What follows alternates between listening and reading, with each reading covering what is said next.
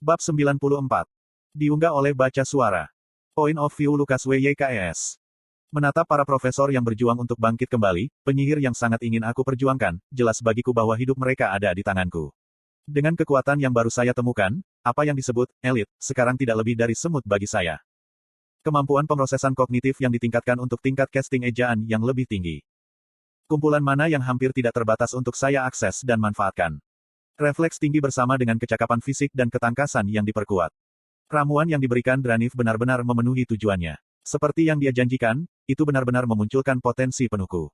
Sudah jelas sejak awal bahwa saya adalah penyihir yang berbakat. Namun, karena dikalahkan kakak lelaki saya, Byron, prestasi saya tidak pernah bisa memuaskan harapan keluarga saya.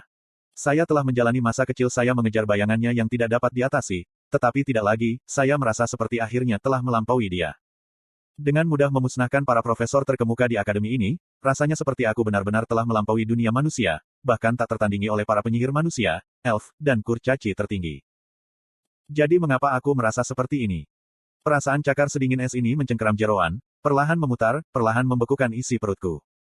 Tekanan teraba di udara tampaknya membuat gaya gravitasi di sekitarnya lebih kuat saat dia mendekat. Butir-butir keringat dingin mulai terbentuk, membasahi pakaianku, ketika aku tanpa sadar mundur selangkah. Apakah saya takut? Itu tidak mungkin. Dengan kekuatan baruku, aku tak terkalahkan. Saya sangat kuat. Saya sempurna. Selamat datang di pesta, Arthur. Kamu tepat waktu, aku mengejek, puas dengan nada suaraku yang tenang. Dia tidak mengatakan apa-apa saat dia melanjutkan perjalanan ke arahku dengan langkah lambat yang menegangkan. Pandangan saya beralih dari Arthur ke naga obsidian di belakangnya. Saya telah membaca dalam sebuah buku bahwa ras naga sudah punah karena diburu. Aku biasanya akan lebih terkejut, tetapi pada titik ini, dibandingkan dengan intensitas mengerikan yang berasal dari Arthur, naganya tampak tidak lebih mengancam daripada kadal biasa. Langkahnya tidak pernah goyah, tidak pernah bergoyang, ketika dia mendekati menara lonceng. Aku tidak bisa melihat ekspresi seperti apa yang dia miliki, matanya tertutup poni. Atmosfernya sunyi senyap, bahkan binatang buas manapun yang tidak dikenal yang dikendalikan oleh Dranif secara naluriah bersujud dalam penyerahan diri. Hewan peliharaan yang mengesankan. Apakah kamu pikir itu bisa membantumu sekarang? Lihatlah ke sekelilingmu. Semua ini, itu dilakukan olehku. Para profesor yang sangat dihormati. Aku menginjak mereka seperti hama penyakit, aku terkekeh, mengambil beberapa langkah ke arah bocah yang pernah saya anggap sederajat. Naga di belakangnya mengeluarkan raungan memekakkan telinga yang membuat penonton di sekitarnya meringis ketakutan, tapi aku tidak. Tidak, seperti yang saya benci untuk mengakuinya, bukan naga yang memberi saya perasaan tidak nyaman ini, itu adalah Arthur. Tidak terpengaruh oleh ejekan saya, dia tanpa kata-kata berjalan ke arah saya. Beberapa siswa sudah mengalahkan Antek Dranif, hanya beberapa binatang buas yang tersisa di sisiku. Namun, mereka ketakutan dalam ketakutan, apakah itu karena Arthur atau naga, aku tidak akan pernah tahu. Ketika dia semakin dekat, saya sadar. Dia bahkan tidak menatapku, tatapannya tidak pernah diarahkan padaku. Kakiku tetap terpaku ke tanah, tertegun, saat dia berjalan melewatinya, mengabaikanku dan semua orang di sini. Beraninya dia. Saya bisa dengan mudah menghancurkannya sekarang, dia harus memohon padaku untuk menghindarkannya dan teman-temannya. Tetapi sebaliknya, dia memiliki keberanian untuk memperlakukan saya seperti udara. Tinju terkepal saya memutih. Melewati semua orang yang dia kenal, mengabaikan teman dan temannya yang sekarat atau mati, Arthur berlutut di depan Putri Peri. Naganya menjulurkan lehernya ke arahnya juga, dan untuk napas panjang sesaat itu, hanya ada kesunyian. Tahu persis apa yang harus dilakukan, bibirku meringkuk. Mari kita lihat dia mengabaikan ini. Dia menangis untukmu, kau tahu, ejekku. Tidak ada reaksi. Oh tentu, dia tetap kuat pada awalnya. Itu membuatnya lebih memuaskan melihat dia hancur, aku terkekeh. Bahunya sedikit bergerak. Naga itu balas menatapku, matanya menusukku dengan keganasan yang mungkin membuatku takut sebelumnya. Kau tahu, aku ingin bermain dengan putri elf kecilmu lebih banyak, tetapi Dranif memberitahuku untuk tidak menumpangkan tangan padanya. Pada mulanya aku akan tidak setuju tetapi sebuah ide mengejutkanku, cara apa yang lebih baik untuk menghancurkanmu daripada cara kau berbaring tak berdaya di tanah saat Anda melihat saya melumpuhkan gadis yang sangat Anda sayangi. Tawa saya bergema di seluruh akademi saat semua orang melihat, bahkan tidak mampu mengumpulkan keberanian untuk mengucapkan sepatah kata pun.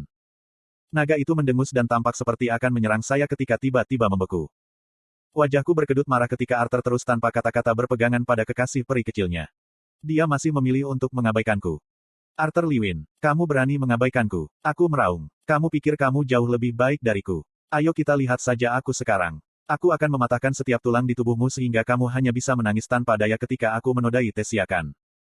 Kata-kataku tersangkut di tenggorokanku ketika tanah tiba-tiba pecah dan kusut di bawah Arthur seperti selembar kertas, membuatku tersandung. Aku mendapatkan kembali keseimbanganku dan melihat kembali ke arah Arthur, yang punggungnya masih menghadapku ketika dia dengan lembut meletakkan putri peri kembali ke tanah. Tiba-tiba, aku dipukul dengan sensasi yang sama seperti sebelumnya, cengkeraman iblis yang dingin dan tanpa emosi, memutar-mutar isi perutku, memeras udara keluar dari paru-paruku. Seolah-olah angin telah dihempaskan dari saya, udara keluar dari tenggorokan saya seperti terengah-engah dan dangkal. Tidak dapat menenangkan diri, saya melihat ke bawah ke tangan saya untuk melihat mereka gemetaran. Saya menyadari itu bukan hanya tangan saya tetapi seluruh tubuh saya bergetar tak terkendali dari inti. Apa yang terjadi pada tubuh saya? Kenapa aku bereaksi seperti ini terhadap bocah seusiaku? Seharusnya mustahil baginya untuk menjadi lebih kuat dari saya, namun, apa arti dari dia berbalik? Saya tidak akan pernah berpikir bahwa sesuatu yang sederhana seperti kontak mata bisa sangat menakutkan sampai mata biru pucatnya, setajam pisau, bertemu dengan mata saya, dan udara yang tersisa di paru-paru saya tersedot keluar. Dan tiba-tiba, saya menyadari apa yang saya rasakan sepanjang waktu, kata untuk menggambarkan emosi yang tidak dapat saya pahami. Tidak, saya menolak untuk mengakui ini. Saya mengabaikan teriakan protes yang tak terdengar di benak saya yang meminta saya untuk melarikan diri ke arah yang berlawanan darinya. Oh, apakah akhirnya aku layak mendapat perhatianmu? Aku meludah dengan mengejek, berusaha keras agar suaraku tidak gemetar. Lucas, Arthur adalah seorang petani yang memiliki latar belakang yang dangkal sehingga keberadaannya biasanya berjumlah kurang dari seekor keledai pensiunan, sementara aku dilahirkan dalam keluarga Wikes, yang melahirkan penyihir paling berbakat di benua ini. Namun suaranya berdering dengan otoritas yang mencolok sehingga membuat saya hampir berlutut pada dorongan hati. Aku menganggapmu tidak lebih dari tawon belaka yang aku anggap tidak perlu dibunuh. Arthur melanjutkan dengan nada dingin pada suaranya ketika dia sekali lagi mulai berjalan ke arahku. Tetapi bahkan orang suci yang paling suci pun akan memukulnya, tanpa ragu, jika dikatakan tawon itu terlalu berani menyengatnya. Matanya yang dingin, tanpa emosi, kosong dan beku, tidak pernah putus kontak dengan milikku ketika haus darah yang nyata mencengkeram anggota tubuhku seperti belenggu. Dia membandingkan saya dengan bak. Tidak, dia benar-benar melihat saya sebagai bak. Namun kata-kata sanggahan atau protes menolak meninggalkan mulut saya. Mengapa? Seharusnya tidak seperti ini. Kekuatan saya sekarang harus lebih besar dari miliknya. Jadi mengapa ini terjadi? Bagaimana mungkin seorang anak laki-laki yang setahun lebih muda membuatku takut lebih daripada Dranif? Berapa banyak pasukan manusia dan binatang yang harus dia bunuh untuk memiliki niat membunuh yang menyesakkan dan menekan seperti itu? Bahkan bumi pun sangat memperhatikan Arthur ketika tanah itu tenggelam dengan setiap langkah yang diambilnya. Jantungku berdebar semakin kencang terhadap tulang rusukku seolah-olah ingin keluar dan melarikan diri. Pandanganku kabur saat butiran keringat dingin turun dari dahiku ke mataku. Sambil mengalihkan pandanganku dari Arthur, aku fokus pada Tessia.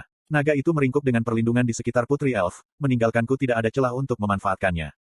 Tanpa bicara, ketika Arthur mendekat, aku melihatnya. Di matanya ada badai mengamuk, begitu lapar untuk membuat kekacauan, hanya nyaris tak terkendali. Tapi saya adalah Lucas Wikes, anak kedua dari Otis Faihur Wikes. Penyihir elit dari Akademi Sirus telah bertekuk lutut karena kekuatanku yang luar biasa. Arthur tidak lain adalah seorang petani rendahan, satu-satunya keberuntungannya adalah dilahirkan dengan bakat sihir yang layak. Pikiranku berubah menjadi putus asa dan hingar-bingar saat aku melawan hasrat membara untuk berlari. Dia membuatku takut. Tidak pernah. Saya lebih baik mati daripada memohon hidup saya.